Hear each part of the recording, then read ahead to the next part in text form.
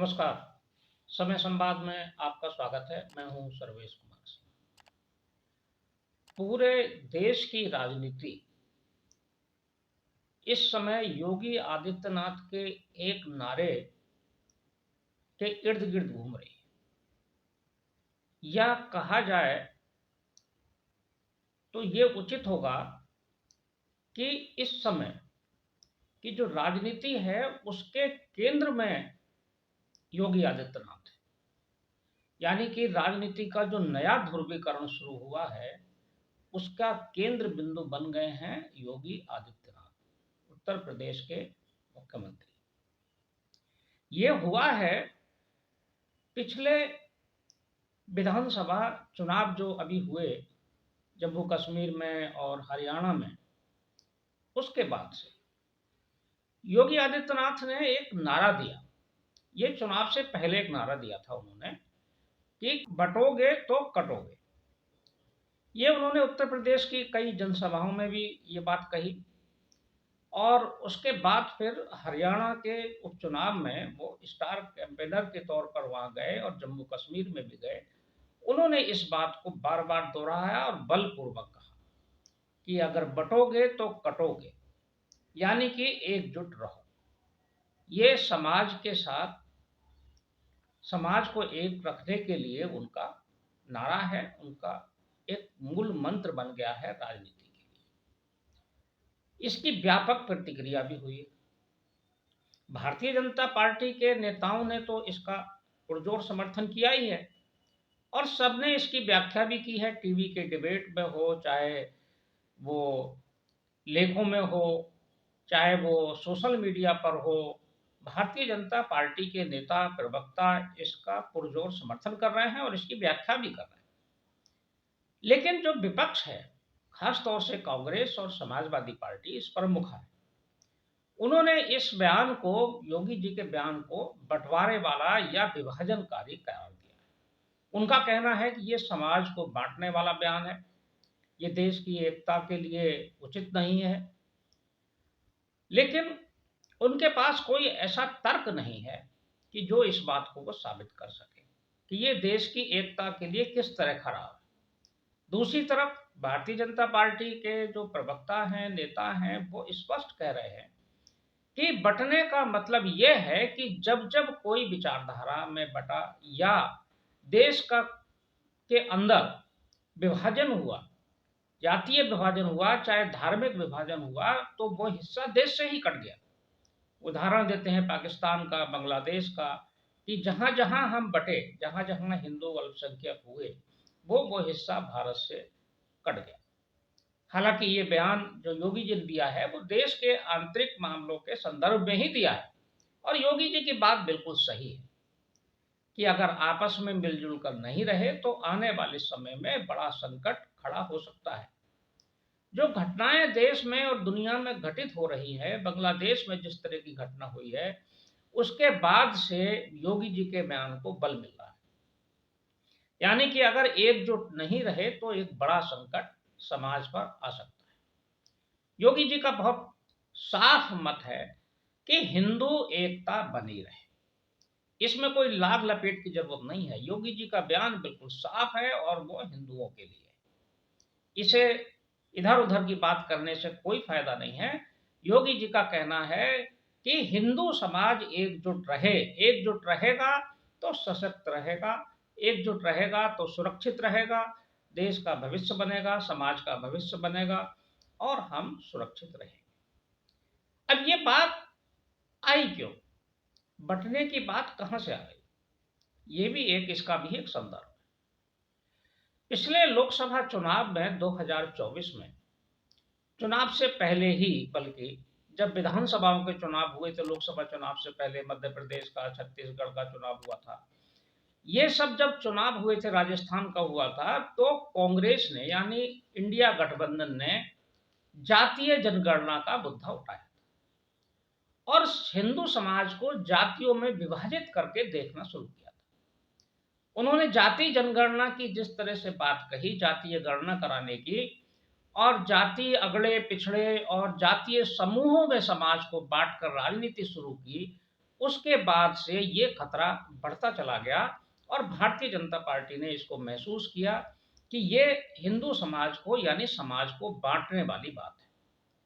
जब से जातीय जनगणना की बात हुई है तब से ऐसा लगता है कि तमाम जातियां समूहों में बट गई, उनके अपने हित, अपने विचार, अपने टकराव सब सामने आ रहे हैं, यानी कि सब टुकड़े टुकड़े में बटे दिखाई देने लगे। इसका व्यापक असर हुआ 2024 के चुनाव में। तो 2024 के चुनाव में जो बंटने वाली बात आई, उसके बाद ही योगी जी ने एक संदेश दिया कि बटो मत, यानी कि हिंदू समाज एकजुट रहे, जातियों में मत बटो, एकजुट रहो, एक साथ रहो, सुरक्षित रहोगे और भविष्य भी सुरक्षित रहेगा। ये इसलिए ये बात आई। अब ये बहुत महत्वपूर्ण मुद्दा हो गया है। इसकी आलोचना भी शुरू हुई। जब आलोचना बहुत चरम पर थी, उसी बीच में अभी पिछले दिनों राष्ट्रीय स्वयंसेवक संघ, जो मातृ संगठन है भारतीय जनता पार्टी का भी, आरएसएस, उसकी वृंदावन में राष्ट्रीय कार्य समिति की बैठक हुई। ये महत्वपूर्ण बैठक होती है। इस बैठक में भी इस बात पर चर्चा हुई और राष्ट्रीय स्वयंसेवक संघ ने योगी जी के इस बयान पर मोहर लगा दी। उन्होंने भी इसका समर्थन कर दिया कि अगर बटेंगे तो फिर खतरा है, यानी एकजुट रहना है। राष्ट्रीय स्वयंसेवक संघ के सरकारवा दत्तात्रेय होसबोले जी ने इस पर बयान दिया। उन्होंने कहा कि अगर बटेंगे तो कटेंगे, ये बात बिल्कुल सही है। यानी कि आरएसएस ने भी योगी जी के बयान पर मुहर लगा दी। अब स्थिति यह है कि इस बयान के बाद ऐसा ध्रुवीकरण हुआ है कि योगी आदित्यनाथ देश की राजनीति के केंद्र में आ गए। उनका जो बयान है और उनका जो व्यक्तित्व है, उनका जो ये मुद्दा है, ये ध्रुवीकरण का एक नया केंद्र बनकर उभर रहा है। इसका असर जो हाल फिलहाल में दिखाई देने वाला है वो महाराष्ट्र के चुनाव में दिखाई देगा, झारखंड में भी दिखाई देगा, क्योंकि योगी जी झारखंड भी जाएंगे चुनाव प्रचार करने और महाराष्ट्र भी जाएंगे। इससे ज्यादा महत्वपूर्ण यह है कि उत्तर प्रदेश में 9 विधानसभा सीटों पर उपचुनाव हो रहा है। इसका मतदान 13 तारीख को होना है, 13 नवंबर को। उत्तर प्रदेश में भी इसका असर दिखाई देगा और इस बात को साबित करेगा कि योगी जी की बात कितनी सही है। इसी बात को लेकर, इसी मुद्दे को लेकर समाजवादी पार्टी ने अपनी रणनीति बनाई। समाजवादी पार्टी से सीधा मुकाबला है भारतीय जनता पार्टी का, क्योंकि कांग्रेस तो इन 9 सीटों में कहीं भी चुनाव लड़ नहीं रही है। कांग्रेस को तो समाजवादी पार्टी से कोई सीट ही नहीं मिली। 2 सीटें मिली थी, खैर और गाजियाबाद, उन पर उसने प्रत्याशी नहीं उतारे, उसके पास प्रत्याशी थे नहीं, या जो भी कारण रहा हो नाराजगी का कि वो 5 सीटें मांगते थे। लेकिन अलबत्ता कांग्रेस इस चुनाव में नहीं है। सीधे समाजवादी पार्टी ही इस चुनाव में भारतीय जनता पार्टी का मुकाबला कर रही है और मजबूत विपक्ष के रूप में कर रही है। अब समाजवादी पार्टी ने योगी जी के इसी बयान को हथियार बनाकर उस पर उल्टा प्रहार करने की भारतीय जनता पार्टी पर कोशिश की है। समाजवादी पार्टी ने प्रदेश में कई जगहों पर पोस्टर लगाए, होर्डिंग लगाए और उन्होंने ये जाहिर करने की कोशिश की है, उन्होंने लिखा है कि अगर एकजुट रहेंगे तो आगे बढ़ेंगे। अखिलेश यादव ने ट्वीट भी किया है, एकजुट रहेंगे, जुड़कर रहेंगे तो बढ़ेंगे, उनका नारा यह है। और भारतीय जनता पार्टी तो स्पष्ट कह रही है कि बटेंगे तो कटेंगे। तो यानी कि इस मुद्दे पर ही चुनाव का फोकस भी हो जाएगा। हालांकि जो विधानसभा चुनाव है उसमें बड़ा कड़ा मुकाबला है।